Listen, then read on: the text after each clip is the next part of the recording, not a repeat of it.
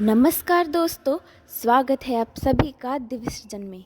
दोस्तों, परीक्षा हमारे अंदर छुपे गुणों को प्रकट करने का, उन्हें परखने का और कहीं कभी कुछ कमी रह गई हो तो उसको सुधार करने का कार्य करती है।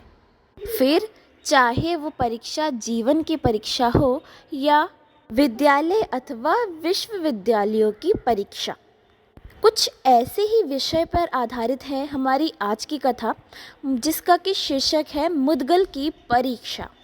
चलिए जानते हैं कि कौन था ये मुद्गल और किस तरह हुई इसकी परीक्षा। प्राचीन काल में कुरु प्रदेश में मुद्गल नाम के एक परम विद्वान, शांत, वीतराग और यज्ञपरायण ऋषि रहते थे। उनकी स्त्री थी, पुत्र थे और पशुओं का एक छोटा सा समूह था। धर्मात्मा मुद्गल के गृहस्थ जीवन में कभी कोई अभाव और संकट नहीं आया। हालांकि वह ना तो कृषि करते या कराते और ना उनका कोई सुव्यवस्थित आश्रम ही था। ब्रह्म वेला में यानी सुबह सुबह निद्रा त्यागने के बाद वो अपनी नित्य क्रियाएं संपन्न करके जब तब पूजा पाठ और गौ सेवा में लग जाते थे और जब तक शरीर थक कर चूर चूर नहीं हो जाता था तब तक धरती पर पीठ नहीं देते थे, यानी आराम नहीं करते थे।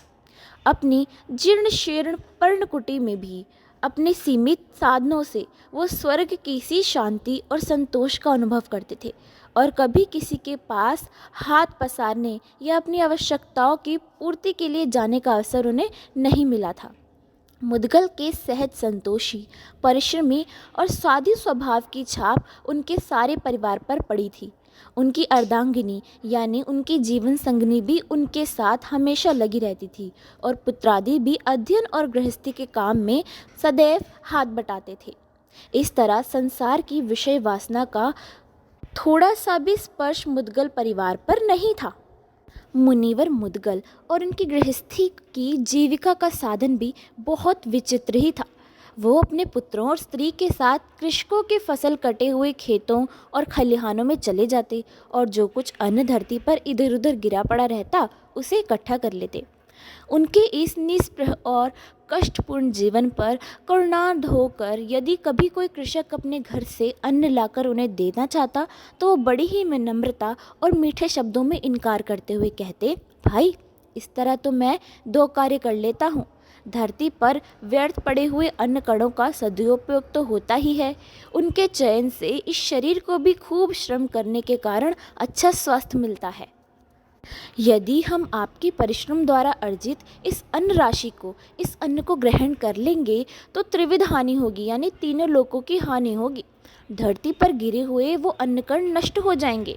निरुद्यम और निठल्ले होने की वजह से हमारा शरीर रोगी हो जाएगा और आपके श्रम अर्जित अन्न के अनधिकृत उपयोग से हमारी बुद्धि भी दूषित हो जाएगी, क्योंकि हमें खुद काम करने की तो कोई भी आदत नहीं रहेगी, क्योंकि ये अन्न ही हमारे विचार, बुद्धि और जीवन दिशा का निर्माता है।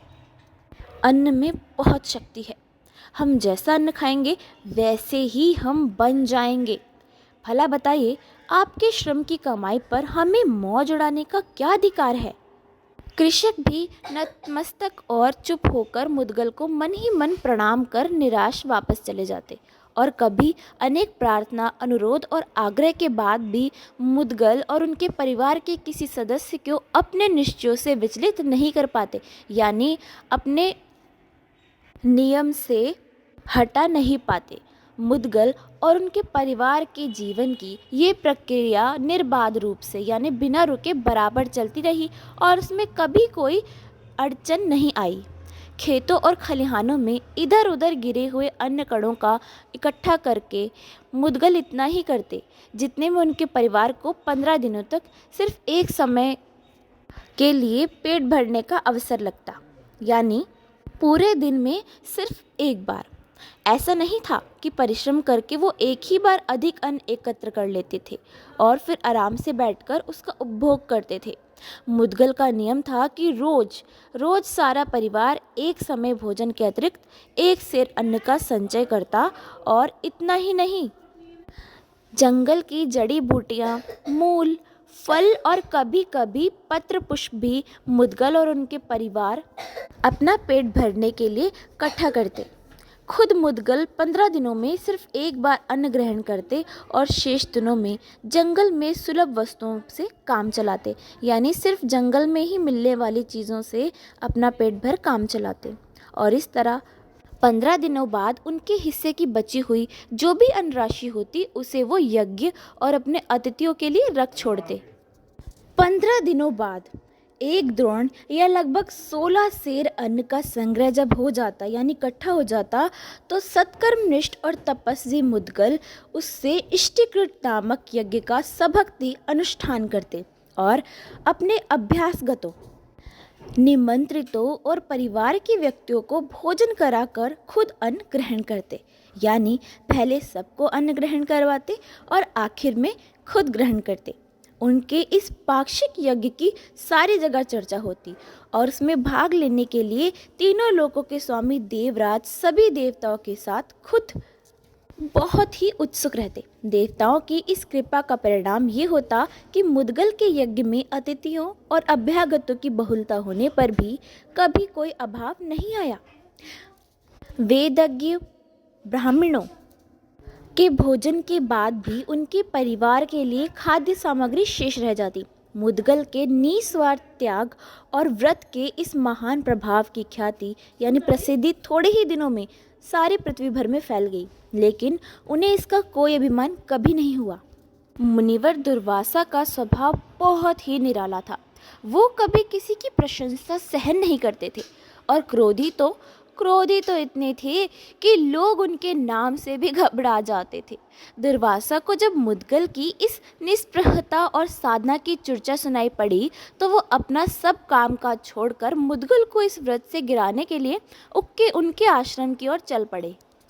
उन्होंने पागलों जैसा अटपटा वेश बनाया, मूंड मुड़ा लिया, अंगों में राख लपेट ली, दोनों हाथों में व्यर्थ के कंकड़ पत्थर ले लिए और अपशब्द और गालियां बकते हुए मुद्गल की पूर्णकुटी के द्वार पर यानी उनकी कुटिया के द्वार पर ठीक उस अवसर पर पहुँचे जब यज्ञांत के अवसर पर अपने सारे अतिथियों और अभ्यागतों को खिला पिलाकर मुद्गल खुद भोजन करने जा रहे थे। द्वार पर पहुँचते ही दुर्वासा ने अपनी सहज कुटिर वाणी में मुद्गल को बुलाकर कहा, तुम्हें मालूम होना चाहिए कि मैं भोजन की इच्छा से यहाँ आया हूँ। मुद्गल ने विनीत स्वर में हाथ जोड़कर कहा, महर्षि आपका स्वागत है। ये मेरा सौभाग्य है जो आपने खुद यहाँ आकर दर्शन दिया। ऐसा कहकर उन्होंने बड़ी भक्ति से मुनिवर दुर्वासा का अर्धपाद्यादि से सभक्ति स्वागत कर उन्हें भी पूजन की सामग्री भेंट की और जो कुछ भोजन सामग्री अपने लिए रखी थी उसे उनके पास परोस दिया। वो खाद्य सामग्री बड़ी स्वादिष्ट थी। दुर्वासा सचमुच बहुत भूखे थे। उन्होंने जब सारी सामग्री फटाफट एकदम सफा चट कर दी, तब मुद्गल ने उनके सामने भोजन रखवाया। दुर्वासा वो सब भी खा गए और जो कुछ जूठन बचा था उसे अपने अंगों में लपेटकर जिधर से आए थे उसी ओर मुद्गल को गाली और अपशब्द देते हुए वापस चले गए। फल ये हुआ कि मुनिवर मुद्गल को उस पर्व पर भी अन्न आहार नहीं मिला, यानी कुछ खाने को नहीं मिला। लेकिन दुर्वासा के संतुष्ट और कृतार्थ रूप में वापस चले जाने से उन्हें इतनी खुशी हुई थी कि मानो फूले ही नहीं समा रहे थे। वो पर्व भी उन्होंने व्रत रखकर समाप्त कर दिया। लेकिन इसी तरह दूसरे पाक्षिक पर्व की समाप्ति पर भी मुनिवर दुर्वासा का आगमन दोबारा हुआ और इस बार भी उन्होंने शीलोच्च वृत्ति से जीवन निर्वाह करने वाले उन मनीषी मुद्गल के यहाँ की सब खाद्य सामग्री सफाचट कर दी। लेकिन मुद्गल को इसकी तनिक भी चिंता नहीं हुई। वो दोबारा व्रती रहकर अन्न के दानों को चुनने में ही लगे रहे। हालांकि उनका शरीर क्षीण होता जा रहा था, कमज़ोर होता जा रहा था, फिर भी उसके बाद भी अपार सुख संतोष और साधना से उनका तेजस्वी मुखमंडल और भी ज़्यादा उद्भासित हो गया था। विशेषता ये थी कि इस बार महर्षि दुर्वासा ने उन्हें कोई अपशब्द नहीं सुनाए थे। अपने पुत्र और स्त्री के साथ महर्षि मुद्गल के अन्नकण चयन का कार्य दोबारा से चालू था। कई दिनों के अनाहार के कारण यानी कुछ खाने ना खाने की वजह से भी उन्हें भूख का कोई कष्ट विचलित नहीं कर सका। यही नहीं, उनके दिल में क्रोध, द्वेष, घबराहट, ईर्ष्या और अपमान की रेखा भी नहीं उद्भासित हुई। संतोषामृत से स्फीत उनकी और उनके समूचे परिवार की मन स्थिति वैसी की वैसी थी, और उन्होंने आगे आने वाले प्रत्येक पर्व की समाप्ति पर दुर्वासा के आगमन की मंशा रखकर भी अपने पूर्व संकल्प से अधिक अन्न कणों का संग्रह नहीं किया। यानी जितना अन्न संग्रह वो पहले करते आ रहे थे उतना ही करते रहे। महर्षि दुर्वासा मुद्गल के धैर्य की परीक्षा के लिए कटिबद्ध थे, यानी अब वो बाध्य थे। उन्होंने लगातार 6 सालों पर इसी प्रकार उन्हें आहार नहीं ग्रहण करने दिया, लेकिन महात्मा मुद्गल हमेशा अविचलित थे, यानी वो बिल्कुल भी परेशान नहीं होते थे। उनकी जीवन व्यापनी साधना अखंडित रही, यानी उनकी जो तपस्या थी वो बिना बाधाओं के, बिना टूटे रही। उनका मन और मस्तिष्क हमेशा निर्मल रहा। उन्हें ना तो भूख की कोई परेशानी हुई और ना मानसिक विकारों ने ही उन्हें बहुत परेशान किया। महर्षि दुर्वासा की कटुवाणी और दुर्व्यवहारों की कोई चिंता ना कर उन्होंने हमेशा उनका पहले के समान स्वागत समादर किया, और दुर्वासा के हमेशा उत्तेजक बने रहने पर ऐसा एक भी अवसर नहीं आने दिया कि वो कुछ कह सकते।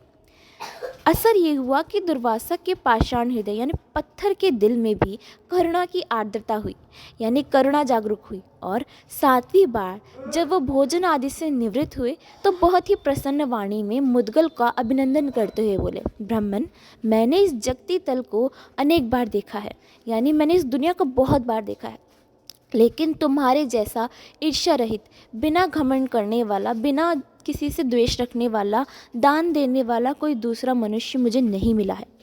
भूख बड़े बड़े ज्ञानियों, साधकों और तपस्वियों का धैर्य हर लेती है। रसों का हमेशा अनुध्यान करने वाली, यानी हमेशा रस के स्वाद को चखने में लगे रहने वाली इंद्रियां इंसान को हमेशा वश में रखती हैं अपने। भोजन ही प्राणों का रक्षक है, यानी भोजन है तभी प्राण है। चंचल मन को रोकना नदी के प्रवाह को विपरीत दिशा में लौटाने के समान कठिन है। मन और इंद्रियों की एकाग्रता ही सच्ची तपस्या है, और अपने परिश्रम से उपार्जित किए गए धन का शुद्ध सात्विक हृदय से दान करना बहुत ही मुश्किल है। यानी आम मनुष्य तो दान करते वक्त भी ये सोचता है कि कहीं इस दान को देने के बाद मेरे पास कुछ कम ना पड़ जाए, मेरे पास कुछ खत्म ना हो जाए। उस दान में भी उसकी तृष्णा बनी रहती है। दान देने से पहले इतना जोड़ लूँ कि मेरे पास भी कुछ बना रहे। और ऐसा कहते ही बोलने लगे कि श्रेष्ठ पुरुष, मैंने इन सब बातों में तुम्हारी कठिन परीक्षा ली है, और मुझे हार्दिक प्रसन्नता है कि तुम सब प्रकार से सफल हुए हो। तो इसका मतलब ऋषि दुर्वासा सच में ईर्ष्या नहीं कर रहे थे, वो केवल मुद्गल की परीक्षा लेने के लिए ऐसा प्रकट कर रहे थे। और बोलने लगे कि मैं तुम पर परम प्रसन्न हूँ और अपने ऊपर तुम्हारा विशेष अनुग्रह मानता हूँ। इंद्रिय संयम, धैर्य, दान, शम, दम, दया, सत्य आचरण और धर्म का जो स्वरूप हमने तुम में देखा है वह कहीं और नहीं मिला। मैं अपने सारे अनुभवों के आधार पर ये कह सकता हूँ कि तुम्हारे समान शुद्ध दिल वाला कोई दूसरा मनुष्य कहीं नहीं है। मुनिवर, तुमने अपने इन पुष्य कर्मों, पुष्य यानी पोषण देना, किसी की सहायता करना, इन सभी लोगों को इन कर्मों से तुमने जीत लिया है। स्वर्गवासी देवगण जो तुम्हारे दान की हमेशा प्रशंसा करते हैं वो उचित ही है। तुम सचमुच स्वर्ग के अधिकारी हो। मुनिवर दुर्वासा सत्यवाक थे, यानी उनका एक एक कथन सत्य था। वो ये कह ही रहे थे कि देवराज इंद्र द्वारा प्रेरित एक देवदूत अपना दिव्य रथ लेकर मुद्गल के पास आया और उनसे सबने बोला, मुनिवर, ये दिव्य विमान आपको अपने सत्कर्मों से प्राप्त हुआ है। इस पर बैठकर आप अपने परम सिद्ध लोक को प्रस्थान करें। धरती पर देवदूत और स्वर्ग के दिव्य स्यंदन, इन सब के आगमन की ये घटना अपूर्व थी, यानी बहुत ही पहले घटित ना होने वाली थी, जो इस समय से पहले कभी ना हुई हो। लेकिन महर्षि मुद्गल के लिए इसमें कोई आश्चर्य और हर्ष की कैसी बात ही नहीं थी। उन्होंने अपनी सहज प्रसन्न वाणी से देवदूत का स्वागत करते हुए कहा, भद्र, मैं तुम्हारे मुख से उस देवलोक और निवासियों का कुछ वृतांत जानना चाहता हूँ, यानी उनके बारे में जानना चाहता हूँ, क्योंकि वहाँ का सारा परिचय प्राप्त किए बिना मैं अपनी प्यारी जन्मभूमि और कर्मभूमि को त्यागना नहीं चाहता।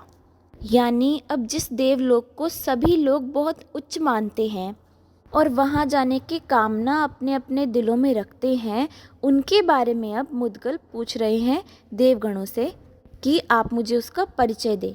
अब देखते हैं कि वो ऐसा क्यों कर रहे हैं। तो इस बात पे देवदूत बोला, मुनिवर, जिस स्वर्ग की प्राप्ति के लिए बड़े बड़े ज्ञानी विज्ञानी ऋषि महर्षि जीवन भर तरसते रहते हैं, वो तुम्हें आज मिल रहा है, फिर ऐसा प्रश्न तुम क्यों पूछ रहे हो? अरे इस धरती पर तुम्हें क्या सुख है जो इसे छोड़ने के बाद तुम स्वर्ग और स्वर्ग निवासियों के सुखों का सब कुछ जानना चाहते हो? तो मुद्गल फिर से बोले, महानुभव, मुझे क्षमा करें, मुझे तो ये धरती ही सारे प्रकार के स्वर्गीय सुखों की जननी मालूम पड़ती है, क्योंकि अगर हम यहाँ नहीं होते तो ये मेरा जो शरीर है इस पर नहीं होता। और आज तुम ये स्वर्गीय स्यंदन लेकर मुझे बुलाने के लिए क्यों आते? यानी ये पुष्पक विमान लेकर मुझे क्यों बुलाने आते?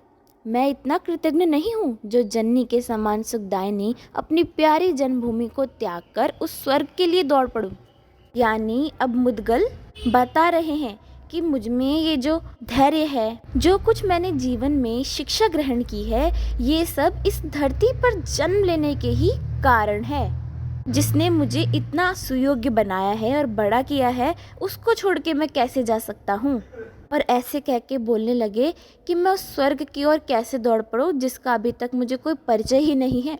मैं तो जानना चाहता हूँ कि वहाँ कैसे लोग रहते हैं, वहाँ का सुख क्या है और दुख क्या है, और वहाँ जाने पर मुझे कहीं और तो नहीं जाना होगा।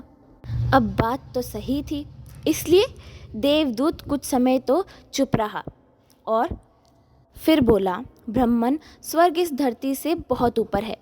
वहाँ वही जाता है जिसने मन समेत इंद्रियों को वश कर लिया है, श्रम दम से मुक्त है, ईर्ष्या क्रोध से रहित है, दान धर्म परायण है या शूरवीर है। उस लोक में देवता, साध्य, विश्ववेद, महर्षि गण, गंधर्व और अप्सराओं के अलग अलग लोक हैं। उसी स्वर्ग लोक में 33 सहस्त्र योजन का मेरुगिरि है, यानी 33,000 की दूरी तक फैला हुआ मेरुगिरि पर्वत है, जिसके उपवन में नंदनादि देवोद्यान है, यानी बगीचे हैं। वहाँ ना किसी को भूख लगती है, न प्यास, न ग्लानि होती है, न शीत ताप का कष्ट, न भय होता है, न विस्मय। वहाँ कोई भी घृणा की वस्तु नहीं है मुनिवर। वहाँ बुढ़ापा और रोग शोक भी नहीं होता। यही नहीं, वहाँ के निवासियों के तेजस्वी शरीर में न कभी पसीना होता है, न ही दुर्गंधी। मलमूत्र आदि की क्रियाओं की वहाँ कोई आवश्यकता नहीं पड़ती। इन स्वर्ग लोक में जीव अपने पुण्य कर्मों का भोग करते हैं और इस तरह जब अर्जित पुण्य समाप्त हो जाता है, तब स्वर्ग से गिरकर वो दोबारा प्राणी भाग्यशाली मनुष्य के घर में जन्म धारण करता है। मुनिवर मुद्गल, इस स्वर्ग से भी ऊपर अनेकानेक दिव्य लोक हैं और सबके ऊपर ब्रह्मलोक, जो अत्यंत तेजस्वी, मंगलकारी और समस्त सुख शांतियों का भंडार है। उस लोक में तुम्हारे समान अपने शुभ कर्मों से पवित्र ऋषि मुनि जाते हैं। वहाँ ऋभु नामक उत्तम देवतागण निवास करते हैं, जो देवताओं को भी आराध्य हैं। देवगण अपने यज्ञों में उन्हीं को भाग देते हैं। इस ब्रह्मलोक में आत्मा को किसी भी प्रकार के मद मोह, मत्सर और काम विकारों की बाधा नहीं आती। यानी जो जो चीज़ें मनुष्य के शरीर को लगने वाली हैं, वो सब जो बाधाएं हैं, इन लोकों में कभी किसी को नहीं आती।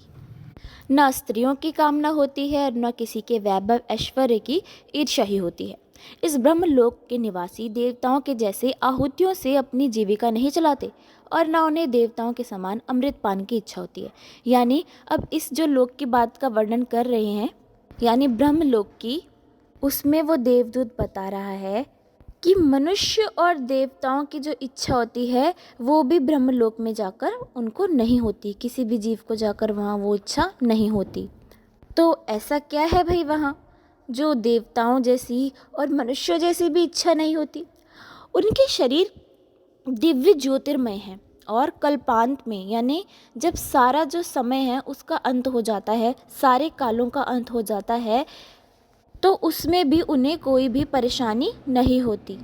यानी वो हर समय, हर काल में, हर युग में एक समान ही रहते हैं, जो ना कभी विचलित होता है, ना ही उसे इंद्रियों वाली कोई चीज़ें ही सताती हैं। हर्ष, प्रीति, सुख आदि विकारों से जब उन्हें कभी अनुराग नहीं होता, तब फिर दुख और द्वेष का स्पर्श क्यों ही रह सकता है। जो प्राणी अपने जप तप से सुख भोगों की कामना रखते हैं, उन्हें ये लोग हमेशा दुर्लभ रहता है। यानी जिनके मन में, जिनके जीवों के चेतन में सुख भोगों की कोई ना कोई कामना लगी रहती है, उन्हें ब्रह्मलोक की प्राप्ति नहीं होती। वो अब देवदूत ऐसा बता रहा है। लेकिन ब्राह्मण, तुमने स्वर्ग आदि लोगों के गुणों के साथ उनके दुर्गुणों का तो परिचय मुझसे पूछा है, उन्हें भी सुन लो। यानी अब वो कह रहे हैं कि आपने जो मुझसे स्वर्ग के गुणों के साथ साथ स्वर्ग के दुर्गुणों के बारे में पूछा है, उनको भी सुन लो। इन लोगों का सबसे बड़ा दुर्गुण यही है कि इसमें प्राणी हमेशा के लिए निवास नहीं कर सकता। एक न एक दिन उसके पुण्यों की समाप्ति हो जाती है और फिर उसे वहाँ से गिरकर धरती पर वापस आना ही पड़ता है। मुद्गल अब तक चुपचाप देवदूत की बातें ध्यान से सुन रहे थे, लेकिन अब एक क्षण के लिए भी रुकना उन्हें कठिन लगा। वो विनीत वाणी में बोले, सौम्य, यदि ऐसा है तो मैं अपनी प्यारी जन्मभूमि और कर्म भूमि को छोड़कर उस स्वर्ग में नहीं जाना चाहता, जिससे एक न एक दिन पतन होकर ही रहेगा। भद्र, मैं तुम्हें सादर नमस्कार करता हूँ। तुम सुखपूर्वक अपने लोक को वापस जाओ। मैं तो इस धरती पर ही उस स्वर्ग से अभी अधिक सुख शांति का अनुभव करता हूँ, क्योंकि जब पुण्य के भोग हो लेने पर हमें दोबारा आना ही पड़ेगा, तो यहाँ से छोड़कर और कहीं जाना तो मूर्खता ही है। मैं तो ऐसे परम धाम को प्राप्त करना चाहता हूँ जिससे कभी पतन ही संभव ना रहे। अब वो कह रहे हैं कि मैं एक बार उठूँगा तो मैं नहीं चाहता कि मैं दोबारा वापस नीचे गिरूँ। इस बात पर देवदूत हंसने लगा। बोला, ब्राह्मण, ऐसे लोग की प्राप्ति तो तुम इस धरती पर ही रहकर कर सकते हो। तुम्हारा निष्प्रभ, परिश्रमी और सात्विक जीवन ही एक न एक दिन उस परम धाम को प्राप्त करने का अधिकारी होगा। अस्तु, मैं जा रहा हूँ, तुम्हारा मंगल हो। देवदूत के चले जाने पर महर्षि दुर्वासा भी मुद्गल की शुभाशीष देकर अपनी राह चले गए। उसके बाद मुद्गल ने सुख की सांस ली। अपनी जीवनचर्या में, यानी अपने पूरे जीवन में अब उन्होंने कुछ परिवर्तन कर लिया। हालांकि खेतों और खलिहानों में अन्न कणों के संचयन द्वारा जीविका चलाने का काम अब भी उन्हें जारी रखना था। फिर भी परोपकार, दया, अहिंसा, सत्याचरण और यज्ञ साधन के साथ साथ उन्होंने अपने अंतर्मन में कामनाओं के जालों को काट कर फेंक दिया। यानी अब जितनी भी कामनाएं, यानी दूसरी तरह की भी कई कामनाएं अगर होंगी तो उनको भी उन्होंने अपने मन से हटा दिया। कर्म तो किया, मगर उस कर्म में एकदम लिप्त नहीं हुए। पहले जिन पुण्य कर्मों की उपासना से वो स्वर्ग आदि लोगों की कामना किया करते थे, उन्हें अब निष्काम भाव से करने लगे। उनकी दृष्टि में निंदा और स्तुति समान बन गई। यानी कोई चाहे उनकी तारीफ करे या फिर कोई उनकी बुराई, सब उनके लिए समान बन गया। समान तो पहले भी था, जब दुर्वासा ने उनकी परीक्षा ली थी। वो मिट्टी के ढेले और सुवर्णों की राशि को समान समझने लगे। यानी मिट्टी और सोना दोनों एक जैसे हैं, और विशुद्ध ज्ञान योग की उपासना के साथ मानसिक विकारों का निर्धारण करने लगे। अब उनको जो ज्ञान था, इसका मतलब है कि जब उनको जो ज्ञान था उसको अब और ज़्यादा दृढ़ करने लगे, ताकि कोई भी जो वस्तु है या कोई भी इंद्रिय का विषय है उस ज्ञान में बाधा ना बन सके। वो इतने दृढ़ हो जाए कि कोई भी उसको खंडित ना कर सके। शरीर की ओर मुनिवर मुद्गल का मोह कभी नहीं था। अब तो 15 दिन अन्नाहार करने के नियम को भी उन्होंने त्याग दिया। यानी 15 दिन के अंदर भी अगर वो अन्न लेते थे, बाकी दिन कंदमूल, फल वगैरह खा के समय बिताते थे, तो वो भी उन्होंने छोड़ दिया, अन्न नहीं लिया। और स्वयं मूल, फल और पुष्प आदि से शरीर को केवल इस योग्य बनाए रखा जिससे चलने फिरने में विशेष बाधा ना हो। पत्नी और पुत्रादि से निस्पृह तो वो पहले ही थे। अब जीव मात्र में उनकी दृष्टि समान हो गई। इस तरह शनैः शनैः धीरे धीरे उनके वैराग्य आदि को बल मिलता गया। और एक दिन ऐसा आया जब अन्न कणों का संचयन करते हुए, यानी अन्न के कणों को इकट्ठा करते हुए उनका पार्थिव शरीर छूट गया और उन्होंने वो सनातन मोक्ष प्राप्त किया जो देवताओं के लिए भी दुर्लभ है।